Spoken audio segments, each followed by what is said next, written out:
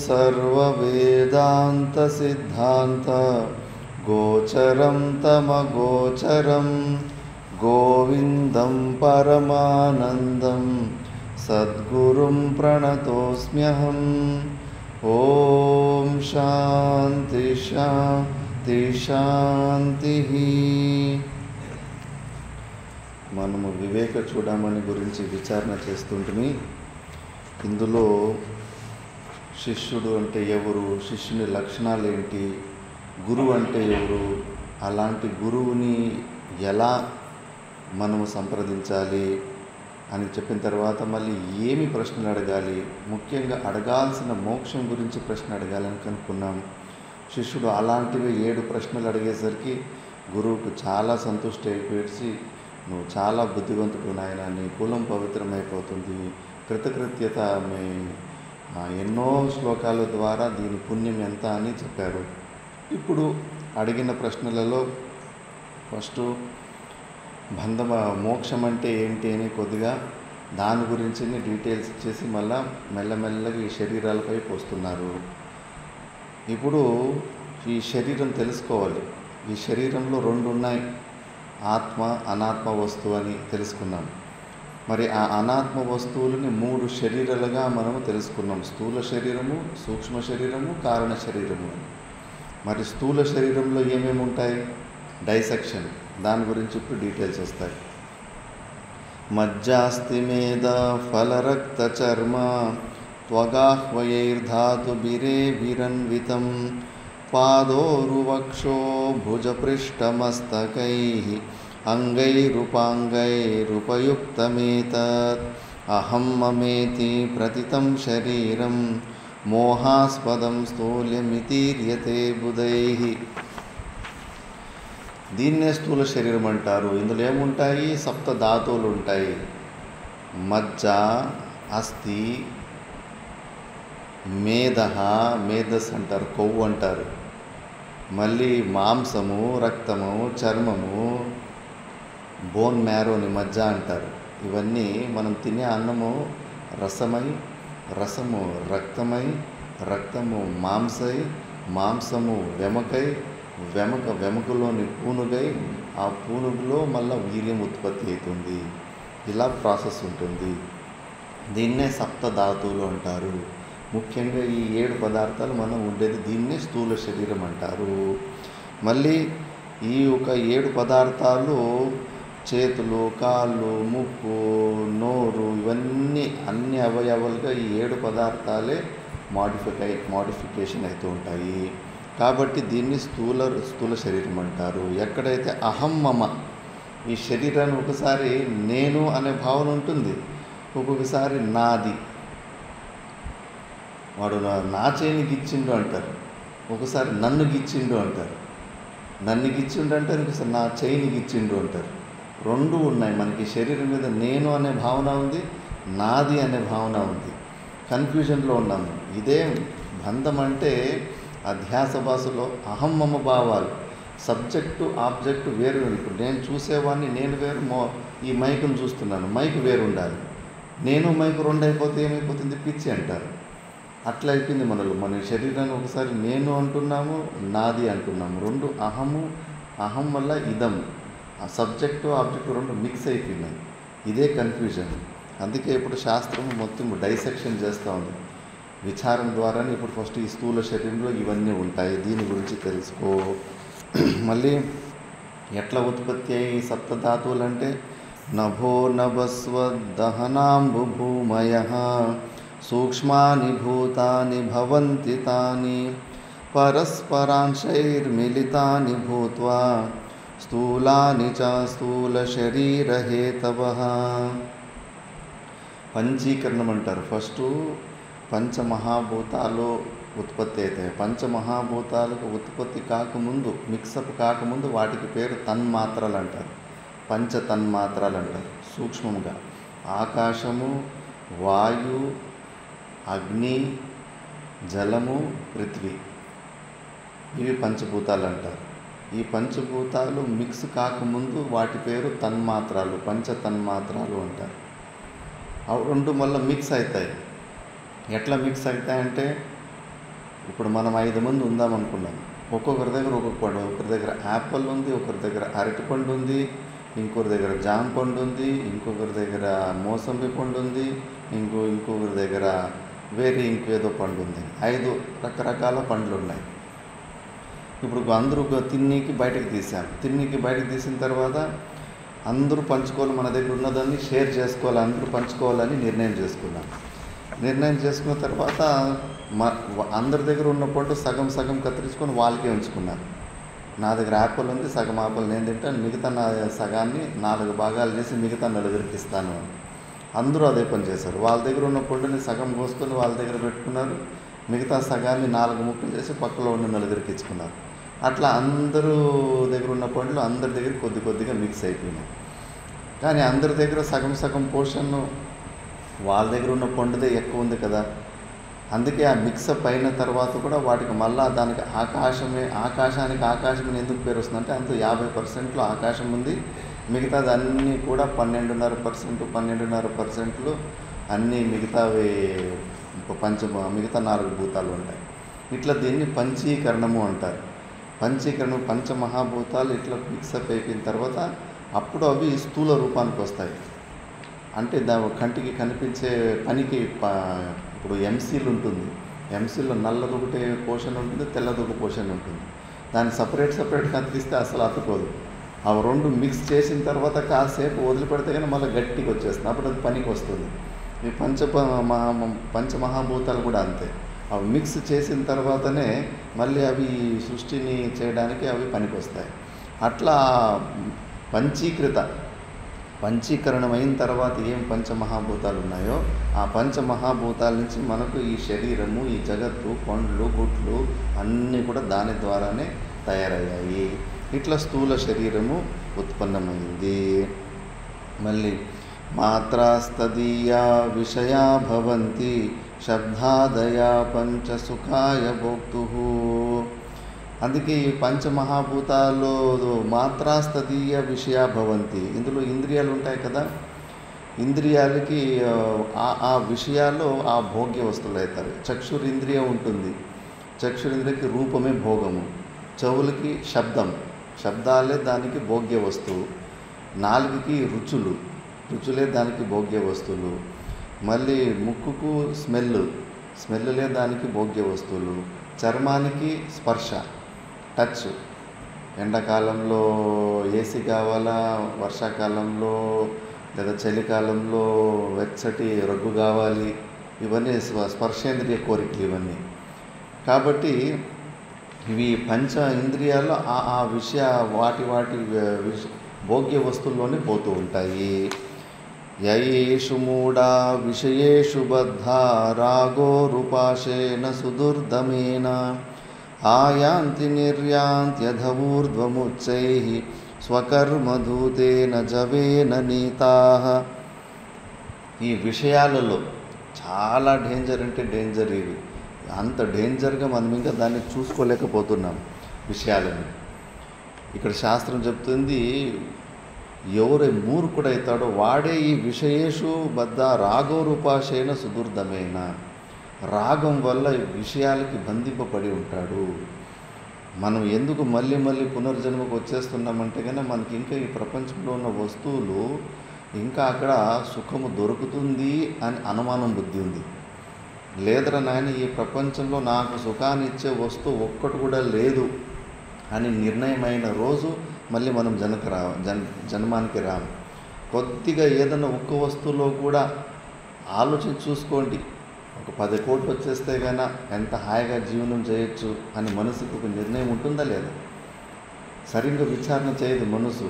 ఎప్పుడూ ఇలా విచిత్రమైన ఆలోచనలు పెట్టుకుంటుంది, కానీ దాని వెనకాల ఉన్న ఫిట్టింగ్ ఏంటి అన్నది విషయం సరిగ్గా దానికి తెలియదు. ఎన్నో విషయాల ప్రపంచంలో ఎన్నో చోట్ల ఇది నాకు సుఖాన్ని ఇస్తుంది, అది నాకు సుఖాస్తుంది, ఎన్నో వస్తువుల్లో ఉంది. అవన్నీ మనసులో మంచిగా విచారణ చేసి అక్కడ దోష దర్శనం చూసి దాన్ని యథార్థంగా చూసి ఎక్కడ ఈ ప్రపంచంలో నా పరమానందాన్ని ఇవ్వడానికి ఒక్క వస్తువులో కూడా సామర్థ్యం లేదని తెలుసుకున్న వ్యక్తి అప్పుడు వానికి రాగం పోతుంది. లేదంటే రాగం ఎలా పోతుంది? ఆ వస్తువు నుంచి నాకు సుఖం వస్తుందని మనసు పూర్తిగా నమ్మి ఉన్నప్పుడు తప్పకుండా ఆ వస్తువుని పొందాలని దానికి కోరిక పుడుతుంది.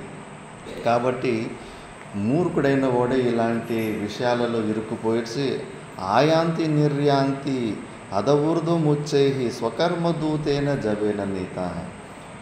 ఎట్లా ముసలి ఏదన్నా జంతువుని నోట్లో కరిచేసుకుంటే నీళ్ళు ఇటు నుంచి అటు లాక్కెళ్ళి అటు నుంచి ఇటు లాక్కెళ్ళి తినేస్తుందో, అలాగే ఈ స్వకర్మదూతేన ఈ కర్మ అనే మనం చేసే పుణ్యం పాప కర్మలు, ఈ కర్మలు మనల్ని ఏం చేస్తాయంటే ఆ ముసలి మనల్ని పట్టుకొని అటు ఇటు ఇసిరేసినట్టు ఒకసారి స్వర్గానికి లాక్కెళ్తాయి ఒక ముసలి, ఇంకో ముసలి అక్కడ కరుసుకొని మళ్ళీ టక్కన నరకానికి లాక్కొస్తుంది, ఇంకో ముసలి మళ్ళీ లాక్కెళ్ళి మళ్ళీ భూలోకంకి లాక్కొచ్చేస్తూ ఉంటుంది. ఈ ముసళ్ళు మనం చేసే ఈ పుణ్యపాప కర్మలు మనల్ని ముసళ్ళు పట్టుకున్నట్టు పట్టుకున్నాయి. ఒకసారి ఒక ముసలి స్వర్గానికి లాగుతుంది, ఇంకో ముసలి నరకానికి లాగుతుంది, ఇంకో ముసలి భూలోకానికి లాగుతూ ఉంది. స్వకర్మదూతేన జవేన నీతాః. అందుకే ఈ విషయాల గురించి మరి అంతగా లైట్గా తీసుకోకండి. ఇప్పుడు ఫేమస్ శ్లోకం వస్తుంది, ఎంత డేంజర్ ఈ విషయాలని. శబ్దాదిభిః పంచభిరేవ పంచత్వమాపుః స్వగుణేన బద్ధాః కురంగమాతంగ పతంగమీనా భృంగానరః పంచభిరంచితః కిం. శబ్దాదిభిః పంచభిః ఏవ పంచత్వమాపుః స్వగుణేన బద్ధాః. 5 జంతువులు దృష్టాంతం ఇస్తాడు. ఒక్కొక్క జంతువుకి ఒక్కొక్క ఇంద్రియం వీక్నెస్ ఉంటుంది. ఏమి 5 జంతువులు? కురంగం అంటే జింక, మాతంగం అంటే ఏనుగు, పతంగం అంటే లైట్ పురుగు, మీన అంటే చేప, భృంగ అంటే భ్రమరము. ఈ 5కి ఒక్కొక్క ఇంద్రియమే వీక్ ఉంటాయి. ఫస్ట్ కురంగం కంటే కన్నా దానికి ఏంటంటే కన్నా మ్యూజిక్, శ్రవణేంద్రియం, ఈ శ్రవణేంద్రియం వీక్నెస్ ఉంటుంది కొన్ని జింకలకి. అవి పరిగెడుతూ ఉంటే కన్నా బాణం గురి పెట్టలేరు, వేట చేసేవారు. అది పరిగెత్తకుండా ఒకసారి నిలుచుకొని అటు ఇటు చూస్తూ ఉండాలా. అది కుదురుగా నిలుచుకున్నప్పుడు వాళ్ళు వేటగాళ్ళు బాణం వేసి చంపేస్తారు. అదెందుకు కుదురుగా ఉంటుంది? కాకపోతే దానికి వీక్నెస్ ఏంటంటే కన్నా సంగీతం, మ్యూజిక్. అంటే మంచి ఫ్లూట్లో మంచిగా సంగీతం వాయించిన ఏ వాయిదాన్ని నువ్వు వాయించిన శంకుదిన కూడా అది ఎక్కడి నుంచి వస్తుందో సౌండ్ అని చెప్పేసి చూడనీకి అది ఆగిపోతుంది. ఎప్పుడైతే ఆగిపోయేది కదలకుండా నిలుచుకుంటుందో ఇంకా వేటగాడు బాణం వేసి చంపేసి తినేస్తాడు. కేవలం ఒక శ్రవణేంద్రియము వీక్ ఉండడం వల్ల అది ప్రాణాన్ని కోల్పోతుంది. మళ్ళీ మాతంగ ఏనుగు, దీనికి స్పర్శేంద్రియము వీకు. స్పర్శ అంటే చాలా ఇష్టం. ఆడు ఏనుగు కనిపిస్తే మగ ఏనుగుకి పోయి దానిపై రుద్దాలా అనిపిస్తూ ఉంటుంది ఏనుగుకి. అందుకే దాని ఏనుగుని పట్టుకుని వాళ్ళు ఏం చేస్తారంటే ముందు పెద్ద గొంతు లోయి తోగి పెట్టుకుంటారు. తోగి పెట్టుకున్న తర్వాత మళ్ళీ అక్కడికి పైన కట్టెలతోటి ఆకులు వేసి మూసేస్తారు. అక్కడ గొంతు ఉన్నట్టే కనిపించలేదు. ముంగట ఒకటి ఆడు ఏనుగా బొమ్మను పెడతారు. ఆడు ఏనుగు బొమ్మను పెడితే కన్నా అది నిజంగానే ఆడేనుగు అక్కడ ఉందేమో దానిపై రుద్దాలని చెప్పేసి ముందుకు వస్తుంది, ఆ లోయలో పడిపోతుంది. వాళ్ళకు ఒకవేళ దంతాలు కావాలనుకుంటే అప్పుడే దాన్ని చంపేసి దంతాలు తీసుకుని వెళ్ళిపోతారు. లేదు దాన్ని జీవితాంతం దాన్ని బానిసగా వాడుకోవాలని ఏమన్నా వాళ్ళకి ఏమైనా అనిపిస్తే మాత్రము దాన్ని బంధించేసి 10-15 రోజులు అట్లే ఉంచేస్తారు. తిండి లేక నీళ్లు లేక ఫస్ట్ విపరీతంగా బలహీనమైపోయింటుంది. అప్పుడు బలహీనమైపోయిన సమయంలో దాన్ని పైకి లాగేసి అప్పుడు దాన్ని అంకుశంతో దానికి ట్రైనింగ్ ఇచ్చి ఇది చేసి జీవితాంతం దాని చోట అడవిలో నుంచి కట్టెలు ఆ పనులు ఈ పనులు మోపించేసి ఇంకా యుద్ధాలకి దానికి దీనికి ట్రైనింగ్కి బానిసలు చేసుకుంటారు. ఒక ఇంద్రియం వీక్ ఉన్నందువల్ల అది అలా ఇంకొకరికి గులాం అయిపోతుంది, లేదంటే బానిసత్వం వచ్చేస్తుంది. మళ్ళీ పతంగం, లైట్ పురుగు దానికి ఎక్కడెక్కడ ప్రకాశం ఉంటుందో సర్రని అక్కడికి వెళ్ళిపోతూ ఉంటుంది. అది అందుకే ఎక్కడన్నా బయట మంటలు వేసింటే సర్రని అక్కడ పోయి ఆ మంటలో పోయేసి దానికి చక్షు ఇంద్రియం వీక్నెస్, మంచిగా రూపం మీద కనిపిస్తే తట్టుకోలేదు, దగ్గరికి దానికి పోయి కావాలని దగ్గర పోతుంది. ఇంకా మంట దగ్గర పోతే ఏమవుతుంది, కాలిపోతుంది అట్లే. మళ్ళీ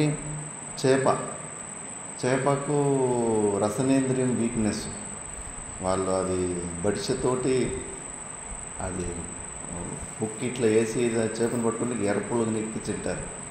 ఆ ఎర్రపులుగుని అది వేస్తే చేపకు బుద్ధి ఎక్కువ ఉంటుంది.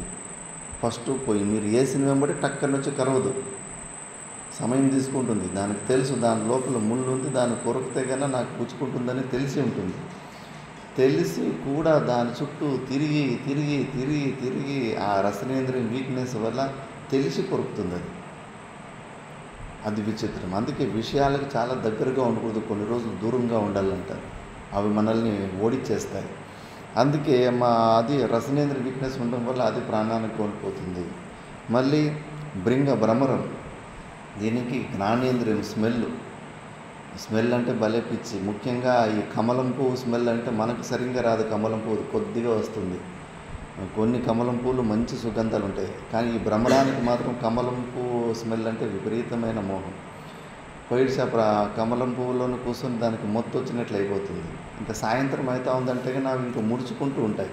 అప్పుడు బయటకు వచ్చేయాలి కదా, ఏముందిలే ముడుచుకొని మళ్ళీ ఉదయం మళ్ళీ తెరుచుకుంటుంది కదా, ఉదయం లేచిపోదాం మంచిగా హాయిగా ఇక్కడ ఉందామని అక్కడే ఉండిపోతుంది. మళ్ళీ ఉదయం అది పువ్వు తెరుచుకోకముందే ఎవరైనా దాన్ని కోసుకొని వెళ్ళిపోతారు, లేదంటే ఏనుగులు నీళ్ళు తాగడానికి వచ్చేసి కాలు కిందకి వేసేసి ఆ పువ్వుని నలిపేసి ప్రాణం కోల్పోతుంది. ఇలా ఇవన్నీ జంతువులు ఒక్కొక్క ఇంద్రియం వీక్నెస్ ఉంటేనే ప్రాణాన్ని కోల్పోయాయి. పంచభిర్రంచిత హక్యం, ఈ మనిషికి 5 వీక్ ఉన్నాయి, 5 ఇంద్రియాలు వీక్ ఉన్నాయి. ఇంకా మనిషి గతి ఏం చెప్పాలి అని శాస్త్రమే చెప్తోంది. చాలా ఘోరమైన పరిస్థితిలో ఉన్నాం. 5 ఇంద్రియాలు మనకు వీక్ ఉన్నాయి. అందుకే మళ్ళీ ఈ జనన మరణ మృత్యుకి దొరికిపోతూ ఉన్నాం. మనకి ఈ పంచ ఇంద్రియాలు వీక్గా ఉన్నాయని వ్యాపారులకు తెలుసు. 5 స్టార్ హోటల్లో వాళ్ళంతా ఏం చేస్తారు, మంచిగా చూడడానికి మంచి డిజైన్లు, వినడానికి మంచి మ్యూజిక్ వేస్తారు శ్రవణేంద్రియానికి, తినడానికి మంచి రుచులు రసనేంద్రియానికి, మంచి సుగంధ ద్రవ్యాలు అవి స్ప్రే చేస్తారు జ్ఞానేంద్రియానికి. మళ్ళీ మంచి మసాజ్ పార్లర్లు ఉంటాయి 5 స్టార్ హోటల్లో. ఇవన్నీ ఇంద్రియాల వీక్నెస్ మనకుంటుందని చెప్పేసి అక్కడ అడుగు పెడితే కన్నా మళ్ళీ అవన్నీ అనుభవించి బయటకు రావాలి అట్లా అనిపిస్తుంది. అంత మాయలో పెట్టేస్తారు వాళ్ళు. మళ్ళీ బిల్లు కట్టేటప్పుడు అనిపిస్తుంది ఒకేసారి హార్ట్ అటాక్ వస్తుంది. బయట 100 రూపాయలు దొరికే సామాన్లు ఇక్కడ 10,000 వేసేసారు కదా అనిపిస్తుంది. అంత ఘోరంగా మోసం చేస్తారు. మళ్ళీ అడ్వర్టైజ్మెంట్లు, ప్రతి ఒక్క వస్తువుకి అడ్వర్టైజ్మెంట్కి కోట్లు, శతకోట్లు, వేల కోట్లు కురుస్తున్నారు అడ్వర్టైజ్మెంట్లకి. ఎందుకో తెలిసిన మనందరి వీక్నెస్ వాళ్ళకి వ్యాపారాలకు తెలుసు. లైఫ్ బాయ్ ఇలాంటిది ఇవన్నీ సోప్ కొన్ని ఫార్ములాలు ఉన్నాయి. అప్పట్లో విదేశాల్లో బాత్రూంలో కూడా అలాంటి ఫార్ములాలు అలాంటి కెమికల్స్ వాడేవాళ్ళు కాదు. అలాంటి ఒక సోపుని అడ్వర్టైజ్మెంట్ ద్వారా బాగా ప్రసిద్ధం చేసి కోట్లు సంపాదించుకున్నారు. పనికిరాని సబ్బులు అవి. ఎందుకంటే వాళ్ళకి తెలుసు పదే చూపించిన దాన్ని చూపిస్తుంటే వీళ్ళకి మనుషులకి వీక్నెస్ ఉందని తెలుసు. మళ్ళీ వాళ్ళు తప్పకుండా దాన్నే కొంటారని తెలుసు. అట్లా ఎన్నో పనికిరాని వస్తువులు మనం అడ్వర్టైజ్మెంట్ వల్ల కొంటూ ఉంటాం. ఇప్పుడు పార్కర్ అని ఒక పెన్ను వస్తుంది. మనకి బెంగళూరులోనే రఘురామరెడ్డి అనే భక్తులు ఉన్నారు, వాళ్ళ ఫ్యాక్టరీలోనే పార్కర్ పెన్ను తయారవుతుంది. ఆమె విదేశీలదే అది పెన్ను. దాంతో స్టార్టింగ్ ప్రైస్ వచ్చి 500 రూపాయల నుంచి స్టార్ట్ అవుతుంది. కాస్ట్లీ 500 నుంచి స్టార్ట్ అయ్యి 5,000 10,000 రూపాయలు కూడా ఆ పెన్ను కాస్ట్. మనకు కూడా చాలా ఇచ్చిండు, ఒక 5-6 పెన్నులు ఇచ్చిండు. ఏముందని చూస్తే ఏమీ లేదు ఆ పెన్నులో. నేను అడిగితే మరి ఎందుకు ఇంతకి కాస్ట్ దీనికి ఏముందంటే, వాళ్ళే ఇంకో వేరే కంపెనీకి కూడా కొన్ని పెన్నులు చేస్తారంట. మిగతా కంపెనీలకి రూ. 5 రూ. 2 పెన్నులు కూడా తయారు చేస్తారు వాళ్ళు. ఆ పెన్నులు ఇచ్చారు. ఈ పార్కర్ పెన్ను కన్నా ఎక్కువ బాగా రాస్తున్నాయి రూ. 2 పెన్ను, రూ. 500 పెన్ను కన్నా. మరి ఏంటిది, ఎవరు కొంటున్నారు, ఎందుకు కొంటున్నారు అంటే అది బ్రాండ్ అంట. స్టార్టింగ్ నుంచి ఆ పెన్ను, పార్కర్ పెన్ను ఎవరైనా జోబిలో ఉందంటే వాడు పెద్ద కోటీశ్వరుడు అని అర్థం. ఆ స్టాండర్డ్, ఆ బ్రాండ్ కోసం ఇండియాలోనే లైసెన్స్కి రూ. 100 ఇస్తున్నాడు. వీళ్ళకి పెన్ను తయారు చేయడానికి మొత్తం అంతా ఇంకు వాడే పంపిస్తున్నాడు. రూ. 30 ఇస్తున్నాడు అంతే. ఒక పెన్నుకి రూ. 30 ఇస్తాడు. వీళ్ళకి రూ. 100 లైసెన్స్కి ఖర్చులు పడి ఉంటాయి. రూ. 130 ఖర్చు పెడుతున్నాడు ఆ పెన్నుకి. ఇండియాలోనే ఎక్కువ సేల్స్ ఉన్నాయి దానికి. స్టార్టింగ్ రూ. 500 అమ్ముకుంటున్నాడు. పనికి రాని ఇంకది. ఎందుకు కొంటున్నాము? ఆ మాయకు, ఇంద్రియాలకు లోన్ అయిపోయి ఆ బ్రాండ్ తయారైపోయింది. ఆ బ్రాండ్ పేరు మీద అట్లా మళ్ళీ మన భారతదేశంలోనే అమ్ముడుపోతాయి. వచ్చిన లాభం మొత్తం వాడి జోబులోకి వేరే దేశానికి వేసుకుంటాడు. ఇంద్రియాలు మనకు వీక్నెస్ ఉన్నాయని వ్యాపారులకి బాగా తెలుసు. మళ్ళీ ఫెయిర్ అండ్ లవ్లీ అవి ఇవి అని ఎవరన్నా కానీ పుట్టుకతోటి ఏ కలర్తోటి పుట్టాడో అదే కలర్తోనే ఉంటాడు. అనవసరంగా ఇప్పుడు ఆఫ్రికాలో పోయేసి వీళ్ళు ఫెయిర్ అండ్ లవ్లీ కంపెనీ, ఆ కంపెనీకి పోయి అందరినీ తెల్లగా చేయమని పోయి అది కుదురుతుందా? అది కుదరని పని. ఊరికే చూపిస్తారు అంతే. అది ఈ క్రీములు వాడితే నువ్వు ఇన్ని వారాల్లో నీకు ఇది మార్పు వచ్చింది చూడు, అది వచ్చింది, ఇది వచ్చింది, ఇంకా స్కిన్ పాడైపోతుంది. అది దానికి ఒకసారి అడిక్ట్ అయిపోతుంది. కానీ కొన్ని వేల కోట్ల బిజినెస్ భారతదేశంలోకి మిస్ యూనివర్స్, మిస్ వరల్డ్ ఎప్పుడో ఒకసారి ఇస్తూనే ఉండాలి. ఎందుకంటే దాన్ని అడ్డం పెట్టుకొని వాళ్ళు అడ్వర్టైజ్మెంట్లు చేసుకోవడానికి, వాళ్ళు ఈ కాస్మెటిక్స్ అమ్ముకోవడానికి. మరి వ్యాపారాలకు తెలుస్తున్న వీక్నెస్, మన వీక్నెస్ మనకెందుకు తెలుస్తలేదు?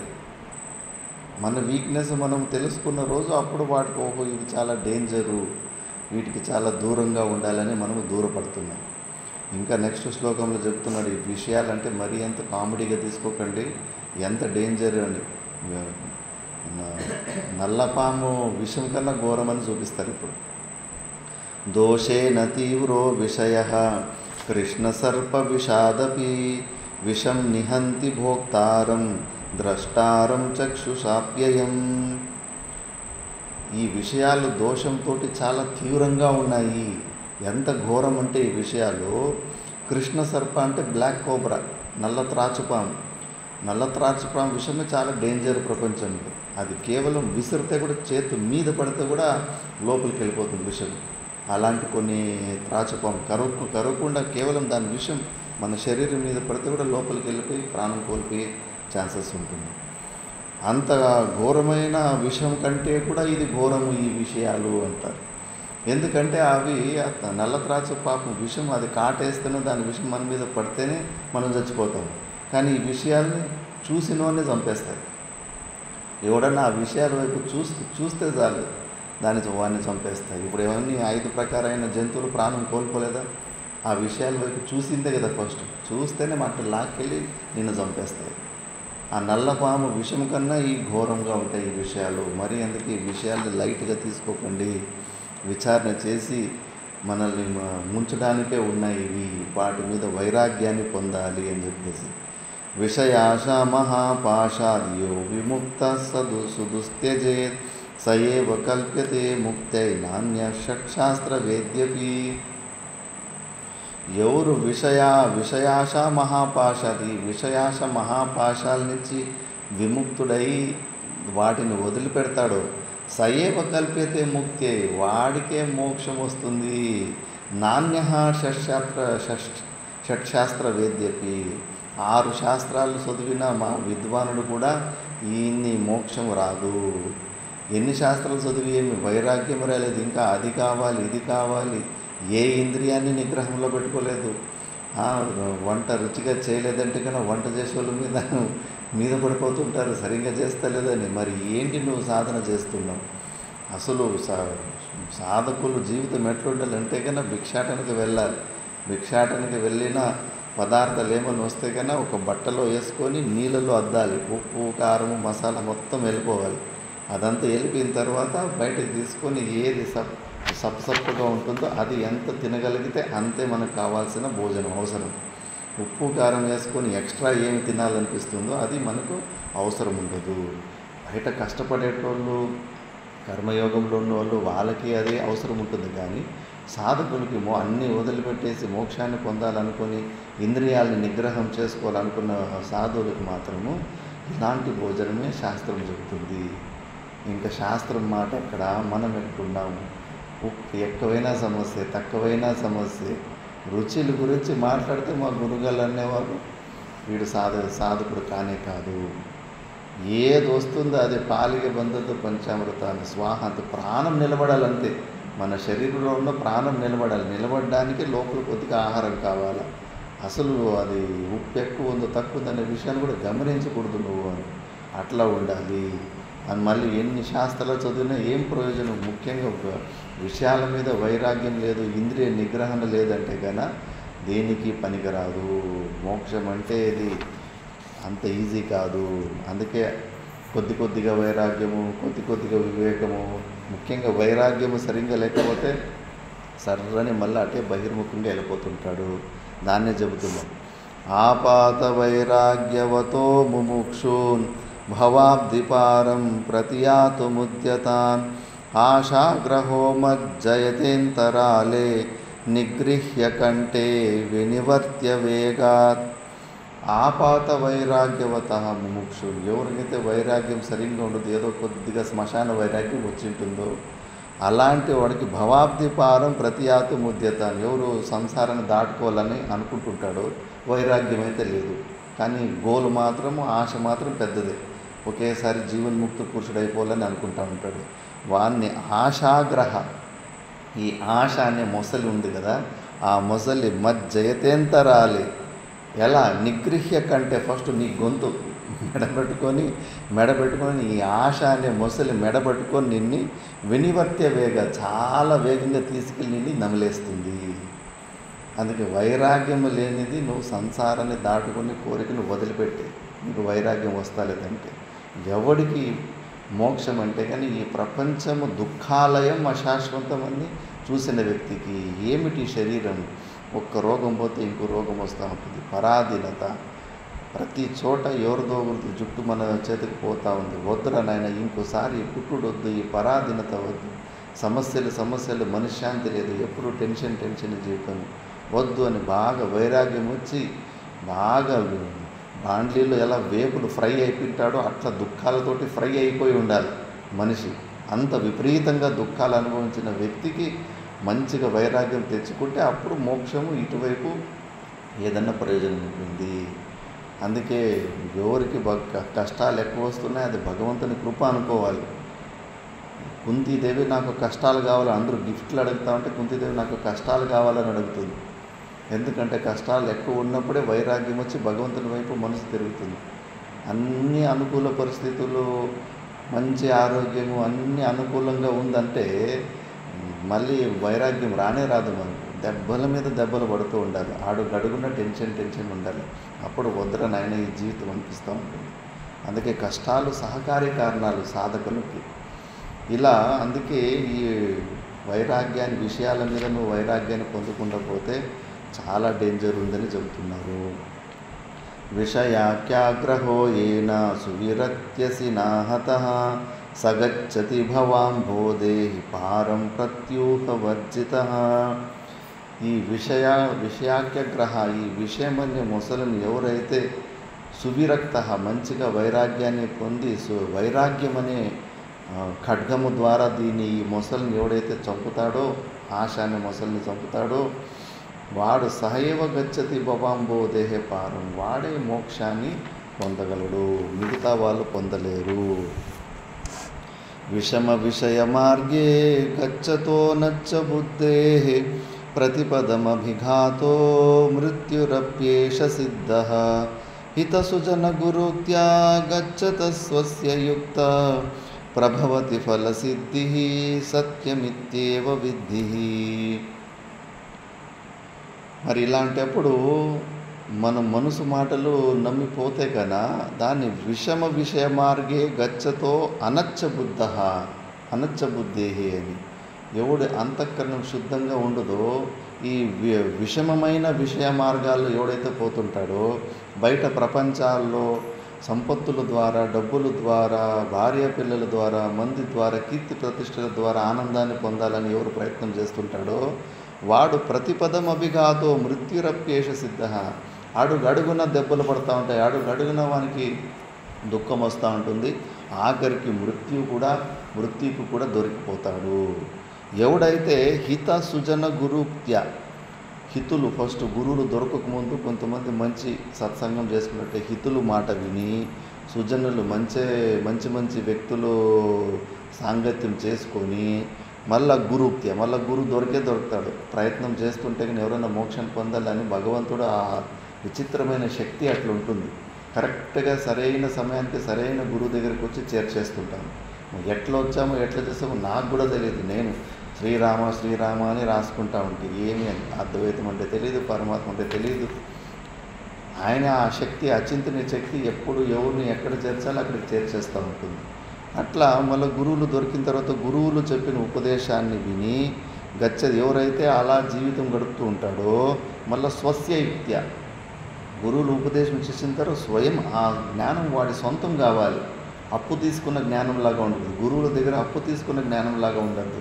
ఆ జ్ఞానము సొంతం చేసుకోవాలి. ఆచరణలో చూసుకొని అది చెప్పిన గురువులు ఉపదేశం చేసింది నిజంగా అది నేనేనా, నేను సచ్చిదానంద స్వరూపునని ఆ జ్ఞానాన్ని సొంతం చేసుకొని, అంటే అపరోక్ష జ్ఞానం చేసుకున్న వ్యక్తి ప్రభవతి ఫలసిద్ధి సత్యమిత్యవ విద్ధి, వాడు తప్పకుండా మోక్షాన్ని, జీవన్ముక్తి, ఆనందాన్ని పొంది విదేహ కైవల్యాన్ని పొందుతాడు. అందుకే ఈ విషయ మార్గాలు అటుపోకండి. ప్రతి ఒక్క జీవికు కావాల్సి ఉండేది ఆనందమే, ఆత్యంతిక దుఃఖ నివృత్తి, పరమానంద ప్రాప్తి. కాకపోతే రాంగ్ ప్లేస్లో వెతుక్కుంటున్నారు. బయట ప్రపంచంలో సుఖంగా ఉండాలని చూస్తున్నారు. అది ఛాన్సే లేదు. ఇంకా అధోగతికపై ఇంకా మహా టెన్షన్లతోటి ఇంకా విచిత్రంగా ఎక్కువ దుఃఖం అవుతుంటారు. కానీ బయట ప్రపంచంలో సుఖాన్ని వెతుక్కోకూడదు, మనలోనే వెతుక్కోవాలి. మనలోనే పరమాత్ముడు సహజానంద స్వరూపంలో ఏమి రూపాయి ఖర్చు లేదు, ఒక క్రియ చేయాల్సిన అవసరం లేదు. ఈ శ్రవణ మన నిధిధ్యాసనలు ఆ జ్ఞానంలో ఉన్నాం కాబట్టి చేయాల్సి వస్తుంది, కానీ దీని అవసరం కూడా లేదు. ఎప్పుడు మనం ఆనంద స్వరూపమే ఉన్నాము. ప్రతిరోజు గాఢ నిద్రలో ఏం పని చేస్తున్నాం? మనసు లేదు, బుద్ధి లేదు, ఈ శరీరం లేదు, ప్రపంచం లేదు. ఎంత హాయిగా ఉన్నాం. బయట నుంచి ఎవరన్నా మనకి దుఃఖానికి ఆస్కారం ఉందా? లేనే లేదు. ఎవరు అవసరం ఉంది మనకు? సత్యం, ఎవరు అవసరము లేదు. ఇది రోజుకి 10 సార్లు గుర్తుపెట్టుకుంటూ ఉండాలి. ప్రపంచం అవసరం లేదు, ఈ శరీరం అవసరం లేదు, మనసు బుద్ధుల అవసరం కూడా మనకు లేదు. ఏదో ఇంకా అజ్ఞానంలో ఉన్నాం కాబట్టి శ్రవణ మన నిధిధ్యాసనం ద్రవిడ ప్రాణాయంలాగా, అంతేగాని ఇవి ఏమీ అవసరం లేదు. మనం ఆల్రెడీ ఆనంద స్వరూపంగానే ఉన్నాము. మధ్యలో ఇవే అడ్డొస్తున్నాయి. ఇవే అడ్డొచ్చేసి నువ్వు ఆనందంగా లేవు, నువ్వు దుఃఖంగా ఉండవని ఇవి మనల్ని మోసం చేస్తున్నాయి మనసు బుద్ధి. అందుకే ఏన ప్రకారం నీ మనసును కొద్దిగా అణిచి వేసుకుంటే, దాన్ని పలసన చేసుకుంటే ఈ శరీరంతో ఉన్న సంబంధము ఇంకలా సమస్య లేదు. లేదా ఇవి ఉన్నప్పటికీ కూడా, ఈ మనసు బుద్ధులు వచ్చినప్పటికీ కూడా, ఎలాగైతే పొగలు సూర్యకిరణాలు ఉంటే కానీ మరుభూమిలో ఉసుక నీళ్ళలాగా కనిపిస్తుందో, ఎండమావులు కనిపిస్తున్నాయి. ఆ ఎండమావులకు మనం బెదిరిపోలేదు, ఆ సూర్యుని కిరణాలు కూడా మనమేం బెదిరిపోవడం లేదు, రోజు ఉసుక కనిపిస్తే కూడా. అలాగే ఈ సూర్యుని కిరణాలు ప్లేస్లో మనకు మనసు బుద్ధులు ఉన్నాయి. అక్కడ ప్రపంచం నీళ్ళు ప్లేస్లో ఈ ప్రపంచం ఉంది. అక్కడ ఉన్న ఉసుక ప్లేస్లో ఇక్కడ మన సచ్చిదానంద స్వరూపుడు ఉన్నాడు. మరి అక్కడ రోజు ఆ భ్రాంతిని సోపాధిక అధ్యాసం చూసి మనమేమి తలజడుపుకోవడం లేదు, బెదిరిపోవడం లేదు. కనిపించినంత మాత్రానికి ఏమన్నా బెదిరిపోతున్నామా? ఏమన్నా ఆ నీళ్ళు మనల్ని ఏమన్నా చేయనీకి అవుతుందా? అది అలాగే ఈ ప్రపంచం కానీ, ఈ మనసు బుద్ధులు కానీ, మనకి జీవభావం కానీ కనిపిస్తే కనిపించుకోని సోపాధిక అధ్యాసం. మహాత్ములు కూడా నిర్వికల్ప సమాధి స్థితికి పోయిన తర్వాత ఇలాంటి సహజ సమాధి స్థితికి వచ్చేస్తారు. మళ్ళీ మనలాగిన వాళ్ళు భోజనం చేస్తూ ఉంటారు, మాట్లాడుతూ ఉంటారు, వ్యవహారం చేసినట్లే కనిపిస్తుంటారు. కానీ వాళ్ళు ఇంత దృఢంగా ఉంటుంది వాళ్ళ జ్ఞానం. ఆ మరుభూమిలో ఉన్నది వాటిని చూసి ఎట్లా బెదరకుండా ఉంటారు, ఈ ప్రపంచాన్ని, ఈ మనుషుల్ని చూసి కూడా అసలు బెదరకుండా వాళ్ళు నిజమైన ఆనంద స్వరూపులుగానే ఉంటారు. ఇది సత్యం కాదు. ప్రపంచము సోపాధికమే, ఏదో ఒక నిమిత్తం నుంచి కనిపిస్తూ ఉంది. అవి సూర్యకిరణాలు ఉంటే అక్కడ ఇసుక నీళ్ళలా కనిపిస్తుంది, సూర్యకిరణాలు లేకపోతే కనిపిస్తలేదు. దేని నిమిత్తం నుంచినో కాసేపు కనిపించి కాసేపు కనిపించకుండా పోతే అది మిథ్యా, అది వాస్తవికంగా లేదు అని. ఈ ప్రపంచము మనకి జీవభావము ఎక్కడ కనిపిస్తున్నాయి? మనసు బుద్ధులు ఉంటేనే కనిపిస్తున్నాయి. ప్రతిరోజు గాఢ నిద్రలో మనసు బుద్ధులు లేకపోతే అసలు ప్రపంచం లేదు, శరీరం లేదు, ఏది లొల్లే లేదు. హాయిగా మనలో మనము ప్రశాంతంగా ఉంటాము. కాబట్టి ఈ జ్ఞానం ద్వారానే నువ్వు ఇంకా నిశ్చింతతోటి ఏ చింతలు లేకుండా ప్రతిరోజు ఇది స్మరణకు వచ్చిందంటే కన్నా ఈ మనసు బుద్ధులకి, ఈ జీవభావానికి, కనిపించే ప్రపంచానికి కూడా నువ్వు తల చెడుపుకోవు. ఇలా మహాపురుషులు అలా ఉంటారు. అందుకే యథా వ్యాలగ్రస్తోపి బేకః దంశానపేక్షతే తథా కాలాహీనాగ్రస్తో లోకః భోగాన శాశ్వతాన్. మనం ఎట్లా విషయాలను పట్టుకుంటామంటే, ఇప్పుడు పాము కప్పను పట్టుకుంటుందంట. ఆ కప్ప సగము పాము మింగి ఉంటుంది. దాని కప్ప ముంగుటి ఏదో ఒకటి ఈగలో ఏదైనా వస్తే కానీ ఆ ఈగని తింటుంది. ఈగని తిన్నికి నాలుగు బయటకు వేస్తుంట కప్ప. మనది కూడా అట్లే ఉంది. ఆల్రెడీ కాలం మనల్ని పట్టేసింది. 60 సంవత్సరాలు పైన ఉన్నారంటే కానీ మీకు ఇక్కడ దాకా మింగేసింది కాలం అనే పాము. ఇంకా నోరు ఒకటే బయట ఉంది. 50 సంవత్సరాలు అంటే నడుము వరకు మింగేసింది కాలం అనే పాము. ఇంకా మనం ఇంకా కప్పలాగా బయటనే ప్రపంచంలో అక్కడ సుఖం ఉంది, ఇక్కడ సుఖం ఉందని ఆ కప్పలాగానే మనము బయట ప్రయత్నాలు చేస్తున్నాము అని శాస్త్రం చెబుతుంది. మన ఏవ మనుష్యానాం కారణం బంధమోక్షయో బంధాయ విషయాసక్తం ముక్త్యై నిర్విషం స్మృతం. మనసే బంధనానికి కారణము, మోక్షానికి కారణము మనసే. బంధనం ఎప్పుడైతుంది? విషయాసక్తం. ఎప్పుడు నీకు విషయాలలో ఆసక్తి ఉంటుందో అప్పుడు నేను బంధించేస్తుంది. మరి విషయాలు ఎంత డేంజర్ అని తెలుసుకున్నావు కదా. మనసు కూడా నీకు విషయాల్లో నీకు ఆసక్తి ఉంటేనే అది నిన్ను బంధించేకి కారణమవుతుంది. నీకు విషయాల మీద ఆశ లేకపోతే మనసు ఏం చేస్తుంది? మళ్ళీ నిర్విషయం స్మృతం మోక్షము ముక్తి నిర్విషయం స్మృతం. నీకు విషయాల మీద మంచిగా విచారణ చేసి వీటి ద్వారా నాకు సుఖం లేనే లేదు, భ్రాంతి కలుగుతుందని వాటి మీద నువ్వు వదిలిపెట్టేస్తే ఆశని, నువ్వు ముక్తుడు అయిపోతావు. విషయాలలోనే ఉంది. అందుకే విచారణ చేసి కేవలం వినుకుడే కాదు, ఆచరణలో చూసుకోవాలి. మన ఏ ఇంద్రియం వీక్ ఉంది, ఏ ఇంద్రియంకి ఆ వస్తువు దొరకకపోతే మన మనసు ఎట్లా బాధపడుతుందా? ఎండాకాలంలో ఏసీ లేకపోతే, ఫ్యాన్ లేకపోతే కన్నా మన స్పర్శేంద్రియం కావాలని కోరుతుందా? నాలుకలు రుచులు కోరుతున్నాయా? కళ్ళు ఇంకా అవి చూడాలి ఇవి చూడాలని కోరుతున్నాయి. శ్రవణేంద్రియాలు ఇంకా ఆ పాటలు, సినిమా పాటలు, ఆ పాటలు, ఈ పాటలు అవి వినాలని కోరుతున్నాయా? ఇవన్నీ చెక్ చేసుకోవాలా, ప్రాక్టికల్గా చెక్ చేసుకోవాలా. ఇంకా ఏమైనా కోరికలు ఉన్నాయా దీనికి ఇంద్రియాలు? మరి ఆ కోరికలు ఉంటే ఇక్కడ మోక్షం రాదు. ఫస్ట్ దాని గురించి డీల్ చేసుకోండి అని చెప్పేసి భగవద్గీతలో కూడా స్టెప్పులు ఎంత బాగా చెప్పారు. ఈ విషయాల్ని ధ్యానం చేసుకుంటే వాడు ఎట్లా నాశనం అయిపోతాడని. ధ్యాయతో విషయాన్ పుంసః సంగస్తేషూపజాయతే సంగాత్ సంజాయతే కామః కామాత్ క్రోధోభిజాయతే క్రోధాత్ భవతి సమ్మోహః సమ్మోహాత్ స్మృతివిభ్రమః స్మృతిభ్రంశాత్ బుద్ధినాశో బుద్ధినాశాత్ ప్రణశ్యతి బుద్ధినాశాత్ ప్రణశ్యతి. ఫస్ట్ విషయాన్ని ధ్యాయతో విషయాన్ని పుంసః, విషయాన్ని ధ్యానం చేసుకుంటే చాలు, తెలుసుకుంటే చాలు, నేను చంపేస్తుంది. మళ్ళీ ఏమవుతుంది? సంగస్తేషు పూజాయితే, ఆ విషయాన్ని పొందాలి అని చెప్పేసి ఆ విషయం దగ్గరికి వెళ్ళిపోతాను. సంగాత్ సంజాయతే కామః, దాని దగ్గరికి ఇంకా విషయానికి చాలా దగ్గరగా పోతే కానీ ఇంకా ఎక్కువ టెంప్ట్ అయిపోయి దాన్ని పొందాలని కోరిక పుడుతుంది. దాన్ని పొందాలనుకున్నప్పుడు దాన్ని పొందడానికి ఎవరన్నా అడ్డం వస్తే కానీ అడ్డం వచ్చిన నిమిత్తుల మీద మనకు విపరీతమైన క్రోధం వస్తుంటుంది. క్రోధం వచ్చిన తర్వాత బ్రేక్ ఫెయిల్యూర్ అయిన గాడి డౌన్లోకి పోయినట్టే, మళ్ళీ మన చేతిలో కంట్రోల్ ఉండదు. ఇంకా దన పాపకర్మలు చేసేస్తాం. అందుకే కోపం వచ్చినప్పుడు ఎక్కువ బయట కనిపించకుండా రూమ్ లోపల తలుపేసుకొని కాసేపు పడుకొని లేయాలంటారు. మా గురువులు అలాగే చెప్తారు. అప్పుడు కాసేపు చల్లబడుతుంది. కోపం వచ్చినప్పుడు ఇంకా ఏ వ్యక్తి మీద కోపం వస్తుందో ఆ వ్యక్తి ఎదురుగానే నిలుచుకుంటే కానీ పెరుగుతూ పోతూ ఉంటుంది. అది పెరుగుతూ పోతే ఏమవుతుంది, మనసా వాచకరంలో ఏదో ఒకటి అటాక్ చేసేస్తాం, లేదా మనసులో తిట్టుకుంటూ ఉంటాము, లేదంటే చుచ్చే మాటల ద్వారా వాడిని తిట్టేస్తాము, లేదంటే కన్నా చేతుల కాలతోటి ఇక గొడవలు చేసుకుంటాం.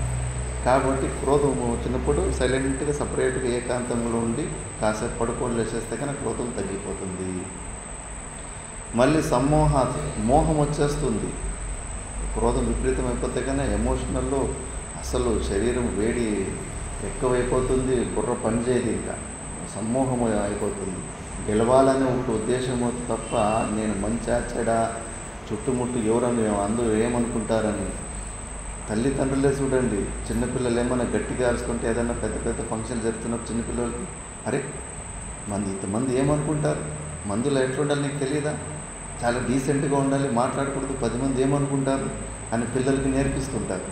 కానీ భార్యాభర్తలు గొడవలు చేసుకున్నప్పుడు గట్టిగా కేకలు పట్టుకుంటారు. పక్కింటి వాళ్ళు వింటున్నారు, వీళ్ళు వింటున్నారు, అవన్నీ తల పట్టించుకోరు. ఎందుకంటే అప్పుడు క్రోధం వచ్చేసి ఉంటుంది, అది మర్చిపోయింటారు. ఆ జ్ఞానం ఉంది వాళ్ళ దగ్గర.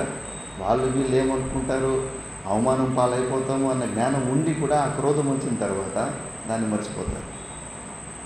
అందుకే సమ్మోహాత్ స్మృతి విభ్రమ, మర్చిపోతారు. మళ్ళీ స్మృతి భ్రంశాత్ బుద్ధి నాశ, ఇంకా బుద్ధి నశించిపోతుంది. బుద్ధి నాశాత్ ప్రణశ్యతి, మనస వాచకరంగా ఏదో ఒకటి చేస్తామో, ఎవరన్నా తిడితే కూడా అసలు పడడు. నువ్వు ఒక మాట అంటే వాడు 10 మాటలు అంటాడు, నువ్వు ఒక దెబ్బ కొడితే వాడు 10 దెబ్బలు కొడతాడు. అట్లా ఏది మళ్ళా పెద్దల్లో ఎక్కువ ఇంకా పరమ అశాంతికి గురి అయిపోతాము. కాబట్టి ఈ విషయాలు అంత డేంజర్గా ఉంటాయి. ఈ విషయాలను మరీ అంత లైట్గా తీసుకోకండి. వీటిని ధ్యానిస్తేనే మనల్ని ఇట్లా చంపేస్తూ ఉంటాయి. మోక్షస్య కాంక్ష యది వై తవాస్తి త్యజాతి దూరాద్ విషయాన్ విషమ్యత పీయూషవత్తోషదయా క్షమార్జవ ప్రశాంతి దాంతిర్భజ నిత్యమాదరాత్. నువ్వు నిజంగానే మోక్షాన్ని కావాలనుకుంటే మాత్రము త్యజాతి దూరాత్ విషయాన్ విషమ్యత, ఈ విషయాలు చాలా దూరము వదిలిపెట్టేసేది. విషాన్ని వదిలిపెట్టినట్లు, ఎవరైనా విషయాన్ని తాగాలనుకుంటారు, విషయాన్ని కావాలనుకుంటారా, విషయాన్ని వదిలిపెట్టినట్టు ఈ విషయాలను వదిలిపెట్టేసేది. మెయిన్ ఇక్కడే ధమం చేయాలి, తపశ్చర్య చేయాలి. ఎందుకు అడవులకు ఊరికే పోతే వాళ్ళకి అడవిలో టైంపాస్ చేయడానికి ఋషులు పోవడానికి, ఈ విషయాలకు దూరంగా ఉండి సాధన చేసుకోవాలని చెప్పేసి, విషయాల మధ్యలో ఉంటే ఊరికి టెంప్ట్ చేస్తుంటాయని చెప్పేసి. బుద్ధ భగవానుడికి ఏమి ఇంట్లో ఏమైనా డబ్బులు తక్కువ ఉన్నాయా, పెద్ద పెద్ద రాజ్యమే ఉండే, మరి ఆయన పిచ్చోడా, మరి అడవిలోకి పోయి ఆ తపశ్చర్య చేసి ఆ కందమూలాలు అవి ఇవి చేసి భిక్షాటన చేసుకొని జీవించడానికి, ఈ విషయాల నుంచి తప్పించుకోవడానికి. ఈ విషయాలు అంత డేంజర్ అనే విషయం వాళ్ళకి తెలిసింది. ఎందుకంటే వాళ్ళ అంతఃకరణ శుద్ధి ఉంది. ఏది మనకు ప్రాపర్టీలు డబ్బులు మనకి ఆనందాన్ని ఇస్తాయని మనకు అనిపిస్తుందో, అదే ప్రాపర్టీలు డబ్బులు వాళ్ళకి నరకాన్ని ఇస్తాయని వాళ్ళకి స్పష్టంగా కనిపించింది బుద్ధ భగవానికి. బుద్ధ భగవాన్ ఒకడే కాదు, కొన్ని వేల మంది చరిత్రలు ఉన్నాయి. 1000 కోట్ల ఆస్తున్న వాళ్ళు కూడా వాళ్ళ అంతఃకరణ శుద్ధి ఉన్నప్పుడు వదిలిపెట్టేసి వైరాగ్యం పొంది మోక్షం వైపు వచ్చేసింది. పురంధరదాసులు, మళ్ళీ భర్తృహరి మహారాజు, వీళ్ళంతా పెద్ద పెద్ద ఆజానుబాహులు. ఎందుకంటే వాళ్ళ అంతఃకరణ శుద్ధి ఉంది కాబట్టి స్పష్టంగా చూడగలుగుతున్నారు. పెద్ద ఎర్రపులుగు ట్రాప్, అది మనల్ని చంపడానికి ఉన్నది ఇవి అని చెప్పేసి. అర్థం అనర్థం భావయ నిత్యం, శంకరాచార్యులు భగవాన్లు భజగోవిందులు చెప్పారు కదా, అర్థాన్ని అనర్థం అని ఎప్పుడు అనుకో, అది నిన్ను చంపేస్తుంది, అది నిన్ను బహిర్ముఖం చేసి సంసారంలోనే ముంచి వేస్తూ ఉంటుంది. దానివల్ల మనకి ఏ ప్రయోజనం లేదు. అందుకే అన్ని గురువులు ఈ సన్యాస పద్ధతులు, బ్రహ్మచర్య పద్ధతులు వదిలిపెట్టేవి నేర్పిస్తాయి. పట్టుకోవడం కాదు, అన్నీ వదిలిపెట్టడం నేర్చుకున్నావు. ఎందుకంటే మనము ఆ వెతుకుతున్న పరమానందము మనలోనే ఉంది, కానీ అవి ఇవి అన్నీ పట్టుకోవడం వల్ల కప్పేసుకుంటున్నాం. ఒకదాని మీద ఒకటి పొరలు వేసుకుంటున్నాం. అవన్నీ ఒకటి తీసి వదులుకుంటే కన్నా మనలో ఉన్న పరమానందం తానంతకు తాను బయటకు వస్తూ ఉంటుంది. కాబట్టి నువ్వు నిజంగా మోక్షాన్ని పొందాలంటే మాత్రం విషయాల్ని చాలా దూరంగా వదిలిపెట్టేసిది.